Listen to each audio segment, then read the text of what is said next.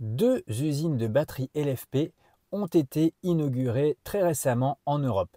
L'une par Morros Batteries en Norvège et l'autre par 11ES en Serbie. Ce sera les premières usines de batteries en Europe à produire des batteries à la chimie LFP. C'est une annonce qui est très importante, bien sûr, dans la mesure où, vous le savez, de nombreux constructeurs se tournent maintenant massivement vers les batteries de type LFP dans le but de produire des véhicules électriques plus abordables dont le marché a énormément besoin.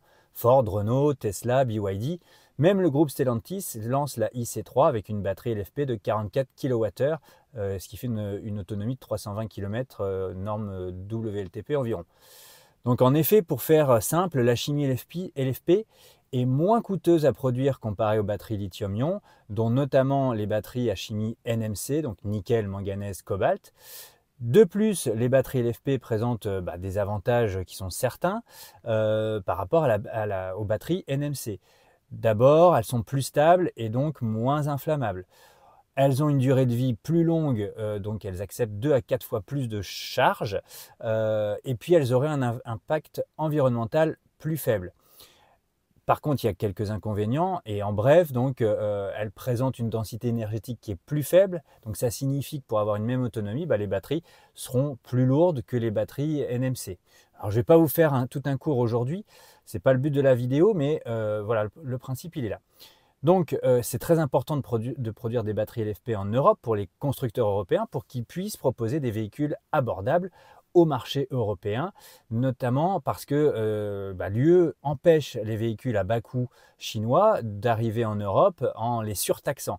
Donc il faut vraiment pouvoir accéder à des batteries LFP produites en Europe pour avoir des véhicules européens moins chers.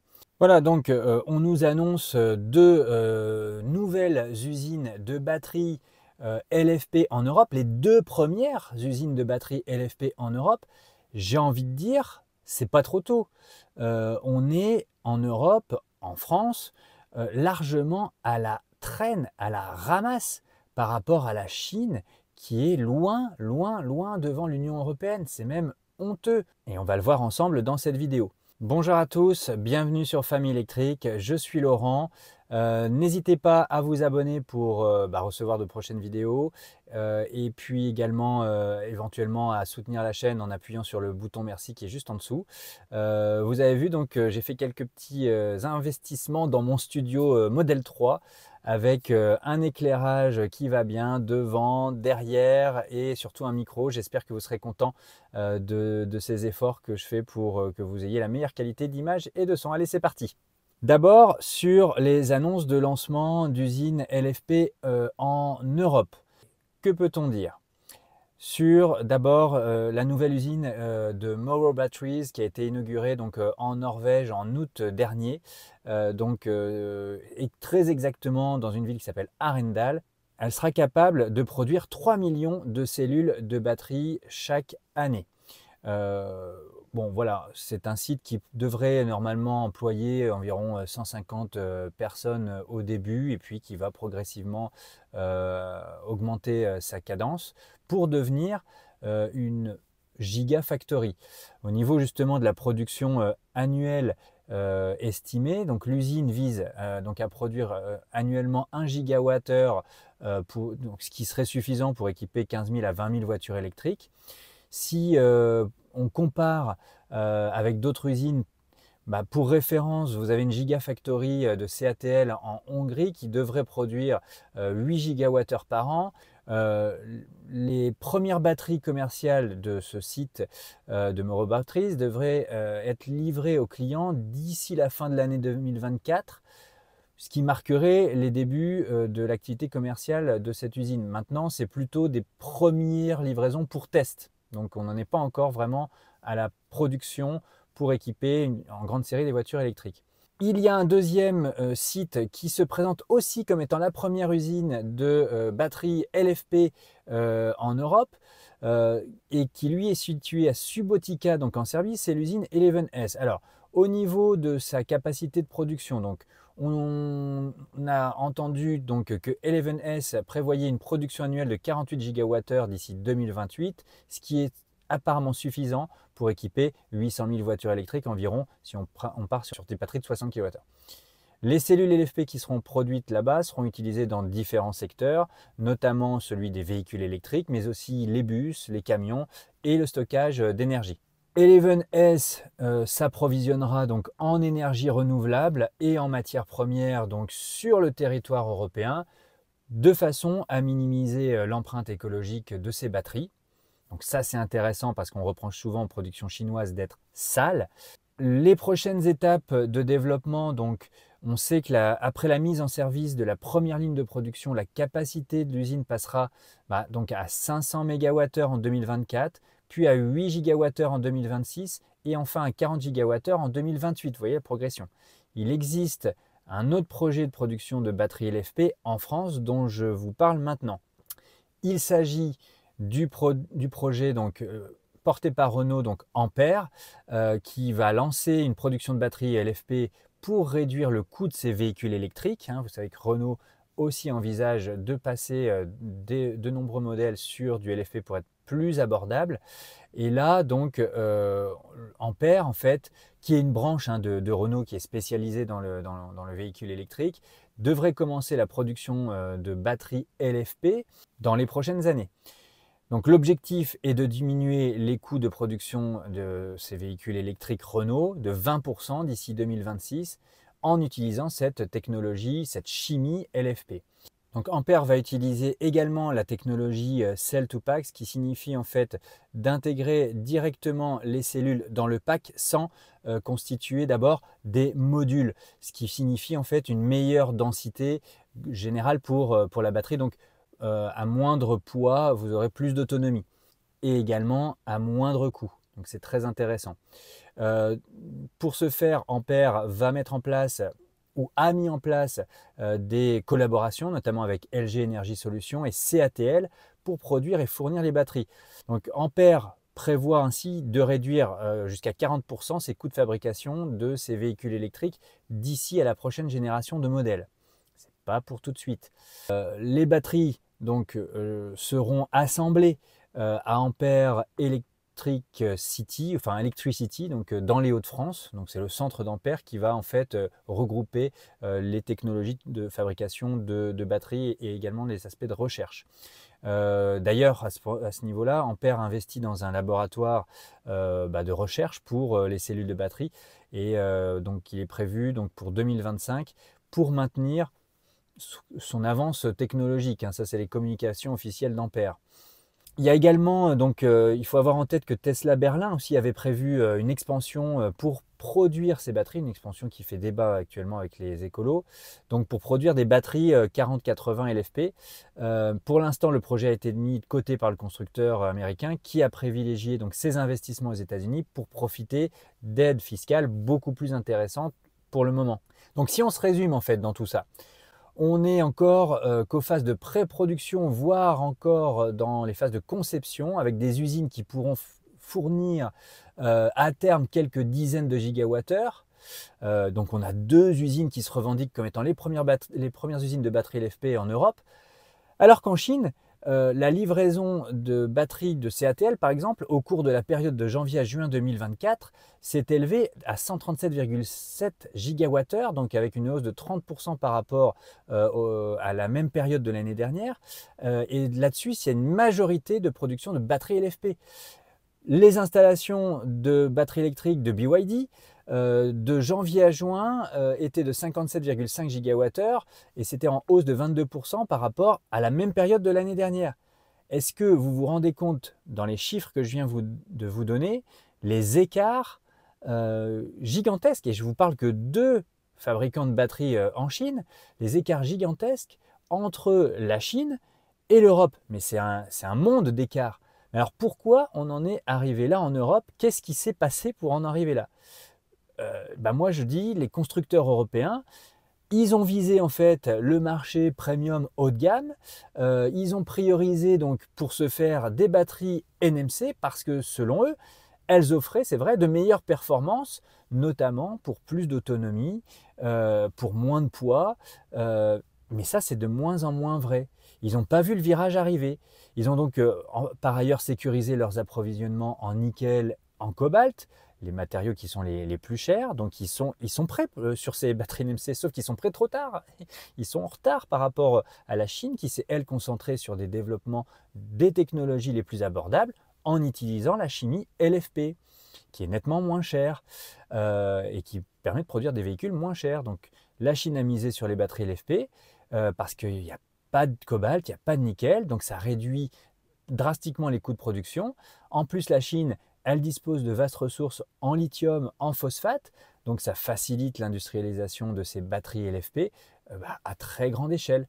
Cette stratégie chinoise a permis à la Chine de produire des véhicules encore plus abordables pour aborder le marché de masse, qui est c'est très très bien joué parce qu'aujourd'hui les early adopters ils sont tous équipés et la croissance du marché des véhicules électriques allait vers les consommateurs qui recherchent des véhicules abordables. C'est pour ça qu'aujourd'hui le marché se tasse un peu, il faut aller chercher ces consommateurs qui veulent des véhicules plus abordables.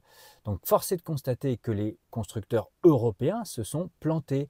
Autre chiffre, en 2022 les batteries lithium fer phosphate, donc LFP, représentait environ 30% du marché mondial des batteries pour véhicules électriques. En 2023, les véhicules électriques équipés de batteries LFP représentaient 40% des ventes mondiales de VE. Donc vous voyez où se situe le marché aujourd'hui. L'Europe s'est plantée, les constructeurs européens se sont plantés, ils sont en retard. Qu'est-ce qu'ils font? Pourquoi ils se sont autant plantés? Il y a un problème. La Chine est de loin le premier fabricant de batteries LFP au monde avec ses deux mastodontes que sont CATL qui est numéro 1 et BYD. Et maintenant, donc, elle se concentre sur l'amélioration de ces batteries LFP. Donc, il y a la société CATL qui est devenue le premier fabricant mondial de batteries pour véhicules électriques et qui couvre aujourd'hui près de 40% du marché mondial. Voilà les chiffres les amis. On est vraiment à la ramasse en Europe. La batterie BYD Blade a été introduite donc en 2020 et depuis a été utilisée par de nombreux constructeurs automobiles, dont Tesla, pour par exemple les modèles 3 et les modèles Y. Et maintenant, il y a la Blade 2.0, qui est une version améliorée, qui est prévue pour fin 2024, et elle qui promet une capacité de charge ultra rapide de 6C, qui permet une recharge complète en seulement 10 minutes. Donc les Européens, ils sont passés carrément à côté du virage qui a été pris par les Chinois, qui ont pris le virage de l'accessibilité en se tournant vers des technologies LFP plus abordables, en les améliorant. Et nous, nos constructeurs européens, ils se sont dit, nos consommateurs, ils veulent de la performance, ils veulent de la puissance, ils ont besoin de grosses autonomies, hein, sinon voilà, ils vont pas acheter. Et donc, eh bien, ils se sont axés sur le NMC. Donc aujourd'hui, on a des constructeurs européens de batteries NMC qui sont peut-être un peu déjà à côté de la plaque. Et pour moi, ça pose le premier problème, c'est quelle est la pérennité de ces investissements qui ont été réalisés, notamment dans les Hauts-de-France, et des usines qui vont démarrer donc à peine leur production maintenant en France, en Europe. Donc je disais dans les Hauts-de-France, il y a ACC, il y a Vercor et il y a Envision AESC qui sont concernés parce qu'ils produisent des batteries traditionnelles lithium-ion. D'ailleurs, ACC a mis en stand-by 2 projets de construction en Allemagne et en Italie, sans doute pour essayer de convertir ces projets-là à la chimie LFP. Mais voilà, donc ça prend du temps. On est en retard. Autre problème, les 10 ans d'avance de la Chine, ça lui permet maintenant de voir plus loin et de préparer le coup d'après. Et ouais, ils sont déjà dans le coup d'après. Et le coup d'après, ça s'appelle comment? Ça s'appelle les batteries solides. Ces batteries-là, elles sont censées cumuler densité énergétique, sûreté de fonctionnement, vitesse de recharge, durabilité. Et la plupart des grands acteurs chinois du monde de la batterie viennent de s'unir, vraiment c'est tout récent, c'est mois d'août, pour former donc un conglomérat, la CASIP, pour se mettre d'accord et mettre en place un écosystème complet favorable au développement des batteries solides d'ici à 2030. 2030. Pas, c'est pas dans 15 ans. En 2030, au rythme où ça va, nos constructeurs européens, ils seront même pas au niveau chinois en ce qui concerne la technologie LFP, notamment la BYD Blade 2 dont je vous ai parlé. Tous les constructeurs historiques européens, à mon avis, ils sont menacés à moins d'un sursaut très très fort et très rapide.